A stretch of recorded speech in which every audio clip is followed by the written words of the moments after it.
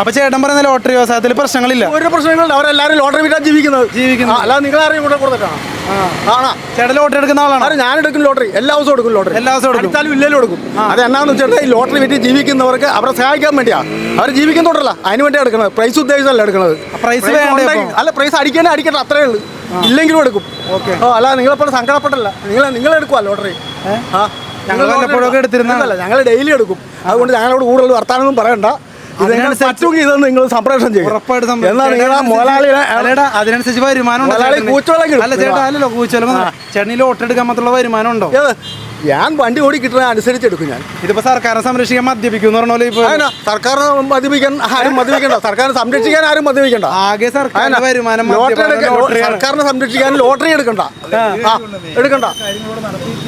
ഇവിടെ ഒന്നും നടന്നിട്ടില്ല. 10 വർഷം കൊണ്ട് നമ്മുടെ നാട് ഒരു സ്വർഗമാക്കി അല്ലേ? 9 വർഷം സ്വർഗം തന്നെ. സ്വർഗം ഇവിടെ എന്തെല്ലാം കാര്യം, എല്ലാത്തിനും കേരളം 1ാം സ്ഥാനമാണ്. നിങ്ങളൊന്ന് പറയുമോ? അത് പറയുമോ? ഞാൻ പറയാം. നിങ്ങൾ 1ാം സ്ഥാനമാണ് കേരളം ഇന്ത്യയിലെ. അപ്പൊ ഞാൻ 2026 ഇനി തെരഞ്ഞെടുപ്പ് വരാൻ പോവാ. അപ്പൊ പിണറായി വിജയൻ സർക്കാർ തന്നെ അധികാരത്തിൽ വരണമെന്നാണ് ആഗ്രഹം? തീർച്ചയായിട്ടും. വേറെ ആരാ വരാനിരിക്കുന്നത് ഇവിടെ? എന്തുകൊണ്ടാണ് അങ്ങനെ പറയുന്നത്? ഇവിടെ ജനങ്ങൾക്ക് വേണ്ടി ചെയ്യുന്നവർ മാത്രമേ അധികാരത്തിൽ ജനം കേട്ടുള്ളൂ.